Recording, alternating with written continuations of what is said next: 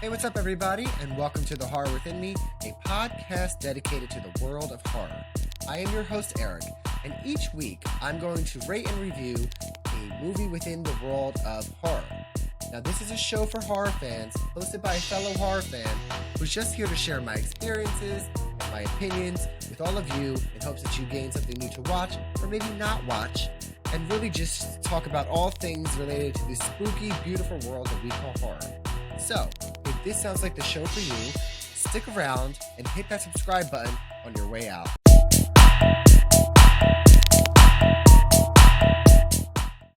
What's up, everybody, and welcome back to another Spooky Sunday episode of The Horror Within Me. It's me, Eric, your host, and this week's episode we are going to be talking about the brand new movie, Sick. You heard right, Sick, S-I-K-E, which was released on January 13th, 2023 on Peacock. Now, before we jump into the episode, how's everyone's Sunday going? Mine's going interesting. I got this new Ghostface hat, this new Stab shirt, which is hard to see, but went shopping with my husband to a bunch of different stores, just got back home, and I am ready to sit and talk to you about this movie that I watched when it was released on Friday the 13th, which was a couple weeks ago, not too far away. If you've been on social media, you've probably read different reviews and things about it. So I'm excited about this week's episode. I'm excited about the movie. I'm excited to talk about it. Yeah, that's it. Last week's episode was Megan, which was super fun.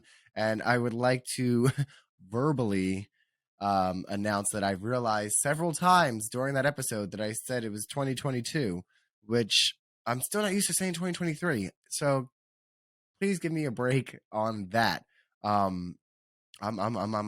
Anyway, let's dive in. This is a super fun episode. I think it's going to be interesting. I've been, thinking of, I've made an addition to the show that I think that you all will like, that I'm super excited about.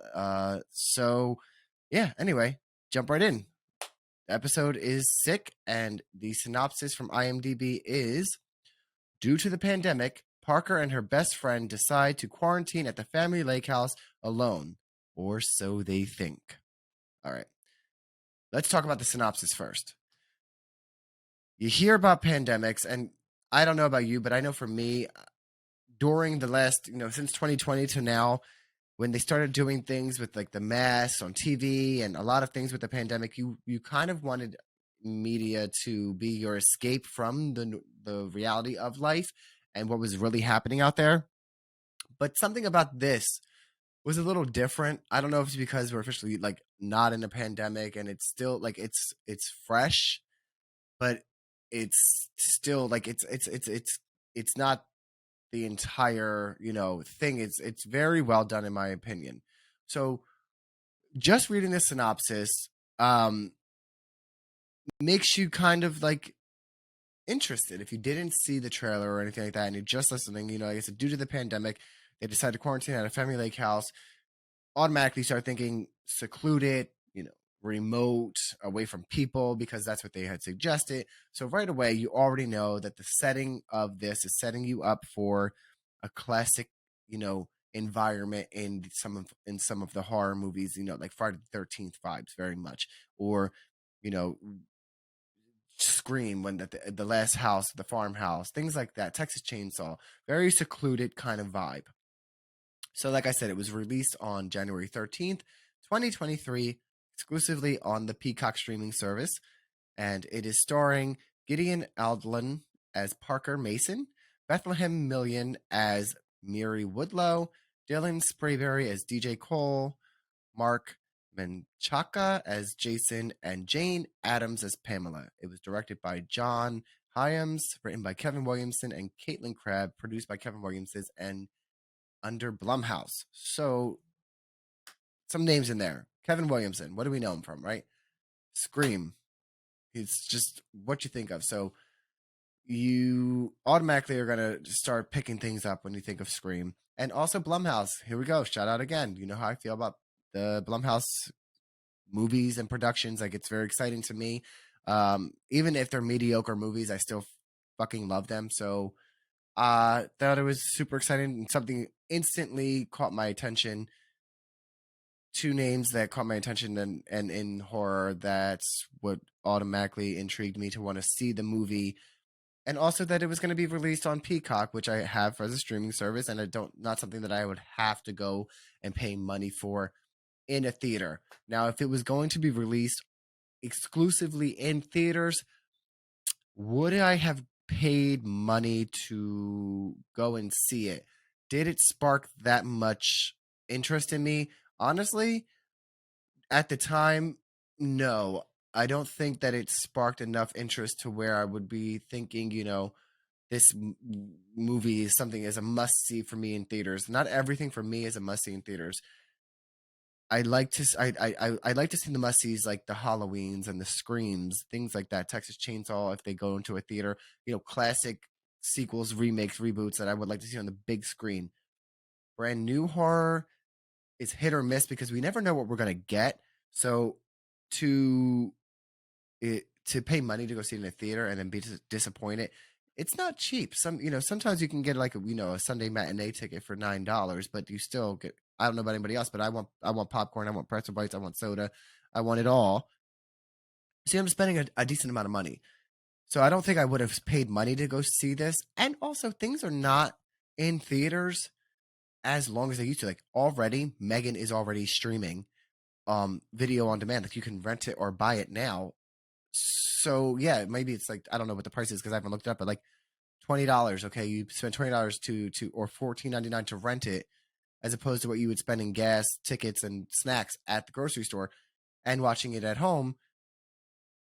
If you're unsure if you're gonna see if it's something that's not giving you 100%, like Die Hard, I need to see this in the theater. Maybe hold off and not go to the theater.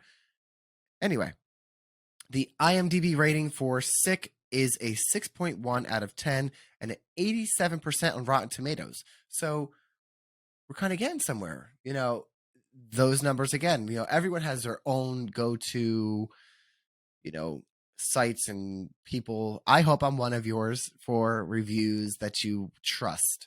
And I like to just read them because they're two big names. I'm moving my mouse down because I got to go to my notes. Big names within the, movie industry or whatever. But 6.1 out of 10 is not a bad, especially for horror movies. So many horror movies that you see, they come out and then they have these ratings of like 3 or 4s. And like, even when I'm looking through the thousands of streaming services that I have on a movie to watch, sometimes I get so lost I don't know what to watch or what I'm looking for, and it's so many options. But I do look like I think it's maybe Hulu or Prime. Some of them they tell you what the ratings are next to it, and then it's like so I'll read a rating, and then I'll go and like Google it, and I spend way too much time like really investing in some movies trying to figure out if I like it. So anyway, IMDb and Rotten Tomatoes give pretty good ratings. So we're gonna jump in. Oh, my dog is barking. Scared me a little bit. Ooh, you hear that? They're not happy. That's Dayla and Coco. If anyone has been wondering, they are my dogs. It's a pit bull, Coco, who's 12, and Dayla, who is a German Shepherd, something mixed. I don't know. We actually just got a DNA kit for her for Christmas from my brother-in-law. Swabbed her cheeks because we adopted her from a shelter and they weren't sure exactly what breed she was. So we should be getting her results in a few weeks. So stay tuned and I'll let you know what she was. But my husband's out there with them, and I'm guessing that maybe the mailman or someone just came. So they are featured on this week's episode. Anyway, before we move on, we're going to do our first thing that we always do, and it's going to be this week's terrifying trivia question. So I thought it would be fun to do this week's terrifying trivia question in relation to the writer of the movie. So here's the question. Aside from Scream, Kevin Williamson was co-executive producer on what other famous horror movie? I will repeat the question. Aside from Scream, Kevin Williamson was co-executive producer on what other famous horror movie? Stick around to the end of this episode for me to give you the answer. Now, some of you might be upset because there probably could be multiple answers, but if you guess the one that I gave, you get points. There's just one in particular, and if you are a fan of the show and a fan of me and know what I'm a fan of, you'll probably get close to it or get it. But anyway, reading the IMDb rating of 6.1 out of 10 and how I do like reviews had me thinking of something to add to this show that I think you guys would really enjoy and something that I enjoy doing. So I want to share with all of you. So what we will be incorporating in the show when we do movie reviews now will be what I like to call best and worst reviews on IMDb, because why the hell not? I'm going to give you 3 reviews that had good ratings and what they are that I picked just randomly that stuck out to me, and 3 reviews that gave bad ratings that kind of stuck out to me before I give you my ratings. And we'll talk a little bit about it, because sometimes you ever read like comments or reviews and sometimes you're just like, who the fuck really? Who wrote these things? Or like it just doesn't make sense. Or they're really good and they make you want to see something or buy something. So we're going to start with the best, because they're a little less, they're fun, but they're a little bit more for your, persuasion to watch the movie. So I'm going to look at my notes and I'm going to read this. Ready? So I'm not going to read the names. So it says, this is a 10 out of 10 review on IMDb. It's titled Very Intense. It says, warning, spoilers. So, spoiler alert, if you haven't seen the movie, there's a little bit of spoilers in this. So it says, to be honest, I think this movie is decent and I'm going to read it as it's written, people, and deserve at least 7-star rating. Reading all the reviews here just looks like most of them got paid to give 1-star rating and bring up Scream, so I had to give 10 stars to even it. Why even question the logic of this movie when Scream isn't even logical? I would say that this movie should not be compared to Scream. First half of the movie is great. Second half is predictable and is not original if you saw a lot of slasher. But the actors and the camera work deserve praise because they really bring out the intense. A review here mockingly mentioned the scene about lady in the car is comedic. Well, yes, it is intended to be comedic. And that is a 10 out of 10 review. And it is difficult to read some of these. But what stuck out to me this a little bit is that like this person felt like to be a hero for the movie, that there were so many 1-star reviews that they really wanted to give it a 7-star rating, but because they felt bad that there were so many 1-star ratings, they gave it 10 stars, even though in their heart they felt that it was a 7. I thought that was fucking hilarious. So is it a 10 out of 10 or a 7 out of 10 for this person? They say 7 out of 10. We're going to say that they say it's a 7 out of 10 for reasons I still am not sure why. Moving on to the next review is another 10 out of 10 review titled Scary and Thrilling. All right, here we go. I love horror films, and I found this exciting from the start to finish. Love the COVID tie-in and the mask lines. Brought me back to the pandemic. I thought the acting was really good. The 2 leads great, and it was great seeing Jane Addams in such a different role. The scene in the car with the mask was so funny. If you like horror, check it out. Oh no, I have to add another 300 letters. The direction was really good too. The scenery was cool and it took place in a beautiful house. I thought it had a great twist, but not going to spoil it. So many horror films leave you yelling at the screen because they make stupid decisions. This one didn't. All right, let's talk about this quickly. I like how it wrote a little paragraph and it was like, I'm done, and then they have wrote a sentence and it's spaced and it's like, oh no, I have to add another 300 letters. Like, I don't know. I mean, it's just funny to me. It stood out. Other than that, I thought it was a decent review. Um, I thought it made sense. And like, if you notice, I'm trying to the good reviews. It talks about the lady in the car, which if you've seen the trailer, it's not a big spoiler. You kind of know what they're talking about. There is a little bit more to the scene when you get into it, but it's definitely fun. But definitely interesting that they had to add in 300 letters and then like just decided to pull shit out their ass to write so that, because they felt so passionate about the first part of this review that they had to like pull shit out their ass to really make sure that they could post it. So kudos to dedication to that reviewer. And our last good review is a 9 out of 10. It says surprisingly very good modern slasher is the title. All right, ready? It starts strong. The suspense begins from the first scene, and the slashing starts 10 minutes later with the victim's actions not as you'd expect. In parentheses, predictably stupid. Then we move into the main course. Two friends fleeing the city to the countryside to run away from early COVID restrictions and headaches. They are joined by a boyfriend, and three experience a hellish night with many surprises and twists. It's a prolonged fight for survival that is virtually devoid of your usual cheap jump scares, predictability, and victims making stupid decisions, even though there were scattered stupid moves here and there. For slasher fans, this is one of the best this decade. I don't know how. I mean, it's a 9 out of 10, but I feel like reading the review, it gave me 6 out of 10 vibes.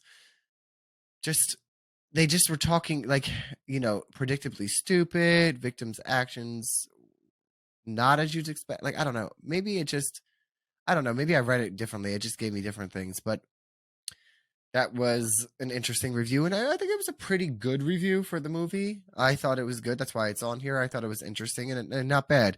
But I'm so excited. I'm so excited to dive into the three worst reviews because that's going to take a little bit more fun and time to talk about.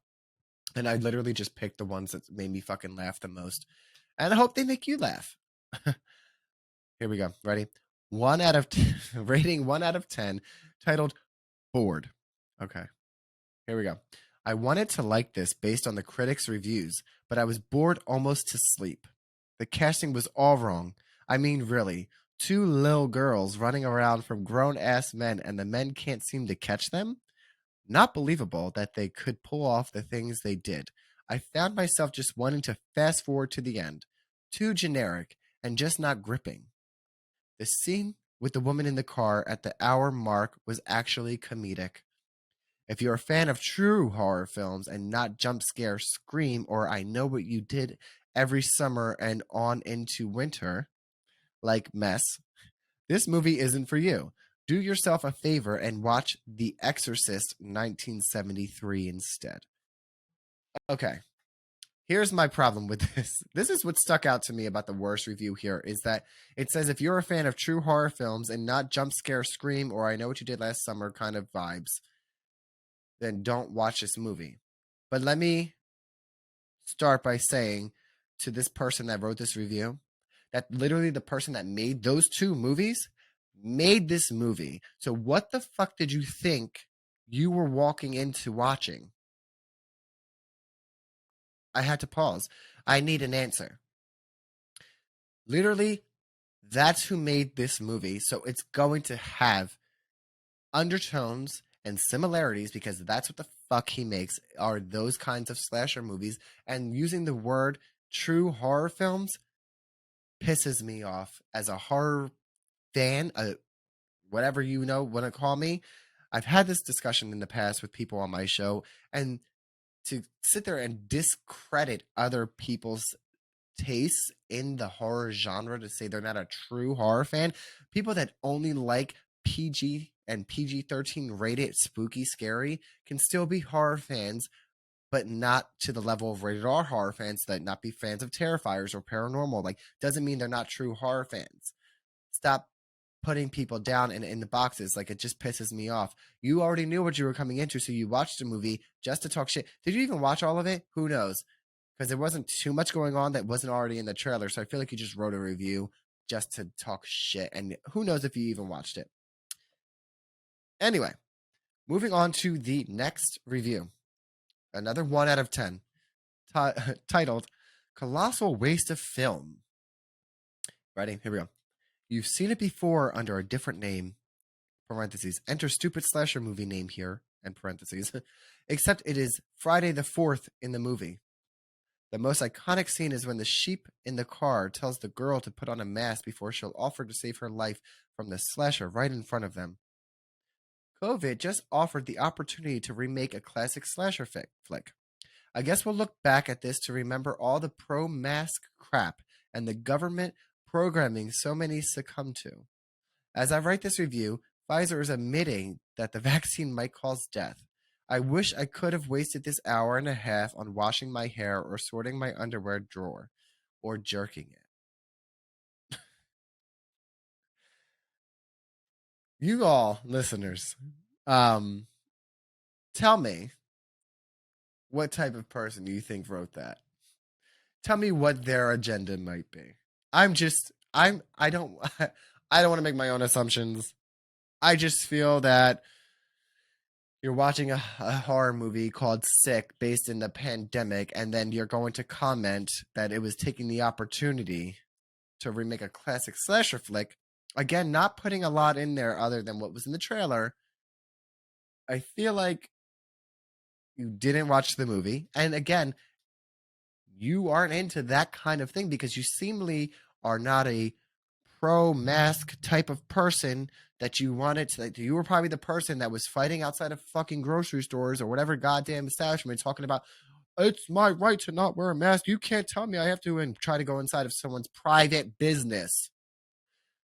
That's who wrote that review. That's my assumption. I said I was going to make an assumption, but fuck it, I said what I said. And moving on to the final worst review. It's another doozy, another 1 out of 10, titled simply Trash. Right, here we go. The most stupidest movie I have ever seen. I want the hour and 23 minutes of my life back that I lost watching this trash. The storyline was stupid, the acting was bad, the dialogue was bad. The writers, producers, and directors obviously doesn't think much of people to put this trash out. I see why it only made it to Peacock TV. This was worse than the Blair Witch Project, and that is saying a lot. I hate movies like this that insult my intelligence. Yes, I get it's supposed to be a stupid slasher movie making fun of the most traumatic time in everyone's life, but it was just stupid. Trash. Okay. I don't even know how to begin with this fucking review. I hate when people fucking say, I want the 23 minutes, I want the time back that I invested in something. It's a fucking gamble with any fucking media that you consume. Stop saying this, it's such a stupid trend. I want this back. Fuck off. Take your loss and keep it fucking moving. He didn't like it. But also, again, comparing the movie Sick, a slasher movie, to the Blair Witch Project, a found footage movie from 1999. I'm not sure they fall in the same category in any way to compare. And again, it's subjective because some people, I like the Blair Witch Project, and there's a lot of true horror fans that think that started the found footage, which it really did start the found footage, and people love it. And I know for me personally, and I've seen this on the YouTube channel of We Watched a Movie, and they posted on Twitter, were saying that they, the guy that does that channel saying how he thought for the longest time that it was real. Dude, same. And I commented and said the same thing. Like, oh my God, I watched it in my sister's room and had nightmares for weeks, maybe months, thinking that this shit really happened. That the people found it and they actually had the audacity to put that shit on for sale. But yeah, what did you expect? Again, it literally says in the review, I get it's supposed to be a stupid slasher movie making fun of the most traumatic time in everyone's life, but it was just stupid. And I don't think it was a stupid slasher movie making fun of anything. I don't think it was making fun of the pandemic in any way. And if you watched the movie, was it a little comedic with the girl in the car and the lady, not letting her in? It might be funny and it could be considered comedic, but also the movie's set in April of 2020. Shit, the world shut down in like March of 2020, right?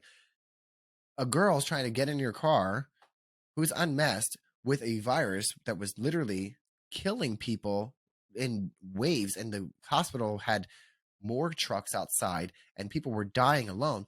People were not letting people near them. I don't think that it was making fun of it. It was painting a very realistic picture.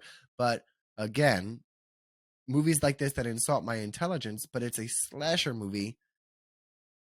It's not supposed to be super intelligent. It's not fucking Hereditary or whatever elevated horror that you're trying to watch. It is what it is. What did you, I don't, ugh. Anyway, that completes this part of the podcast with the top 3 best and worst reviews from IMDb on this movie. If you like this addition to the show, I will be doing it on every movie review or TV show review moving forward. And then, as always, let me know in the comments if it's something you enjoy. And if you have your own review of the movie, let me know. So now that the other people's reviews are over, we are going to move on to my reviews. First thing, favorite thing from the movie for me are the chase scenes. Love them, love them, love them. I don't know, at some point in horror in the new millennium, horror gave up chase scenes. I don't know why. It's not the same. I want like Laurie Strode banging on doors. I want the Sidney Prescott falling out the windows of Stu's house, running through the fucking fields. I want iconic chase scenes, and they gave them up for like, even like thinking about like in Halloween Ends, there was no chase scenes. There was no chase scenes in a lot of Halloweens. There was a little bit, but not the way they used to be. And this movie brought back fucking great chase scenes. Like I was scared, and not like terrified, but you know that feeling of being, you know, watching someone being chased in horror movies. There's just something about it, and that was my favorite thing from this movie, is how they brought that back. So take notes, people.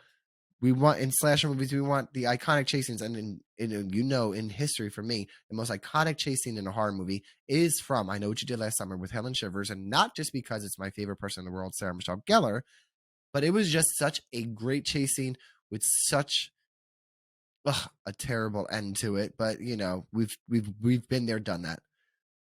What I didn't like the most about the movie, I'm gonna just say this without giving a lot of spoilers, are the plot holes.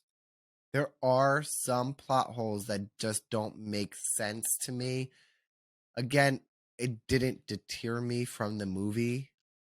It just, things that were going through my mind that just didn't make sense. I'm not going to go as far as the person's review says it insulted my intelligence. It didn't insult my intelligence. I feel like that they didn't realize there were going to be plot holes, and there were some plot holes. So for me personally, I didn't, that was what I didn't like the most about the movie. If I had to pick one thing from it, it would be the plot holes. So my rating and my rating system for this movie, we're going to do, obviously, COVID face mask. I should have recorded this whole episode in a face mask just to piss off the people that are like anti-mask. But then it would have been probably muffled and hard to hear. But anyway, for me, I give the movie a 7 out of 10 face masks. And I wrote my own little final review that we're going to read together. Ready? Here we go. Final review. Sick brings the slasher movie into the pandemic, literally. The beginning of the movie quickly reminds us how far we have come since 2020, and that not even a global pandemic stops psycho killers. The movie does have the feel of Scream, but that's about it. While it doesn't provide us with a horror movie that reinvents the genre, it provides a fun watch. And that is my review on the brand new 2023 film, Sick. And before we end this week's episode, we need to go back and answer terrifying trivia. Okay, so let me go back up to where I was. I got to scroll back up on my little notes here. All right. I'm going to repeat the question before I answer. Again, this week's terrifying trivia question was, aside from Scream, Kevin Williamson was co-executive producer on what other famous horror movie? And the answer is Halloween H2O. Did you get it right? Did you answer? Like I said, I gave you a little hint. You know, I'm a diehard Halloween fan. And that's kind of what my hint was, is that if you're a fan of the show and you listen to me and you know what my fandom it relies in, you would have kind of put two and two together. And if you've watched the entire franchise of the Halloween films, Halloween H2O even has like the chase scene with Laurie and the two kids when they're running out of the school, has the same chase music that was in like Scream and Scream 2 or something like that. And it did have a little bit more of the fun vibes that Scream had inside of a Halloween kind of feel movie. So now that you know that, if you didn't know that, watch Halloween H2O again, and then you'll probably be able to spot Kevin Williamson's presence in the film. But that is it for this week's episode of The Horror Within Me. Everyone, thanks again for joining me. So that is it. Have a great weekend, and I will see you all next week. Bye. For more Horror Within Me content, visit my link tree at linktr.ee/horrorwithinme.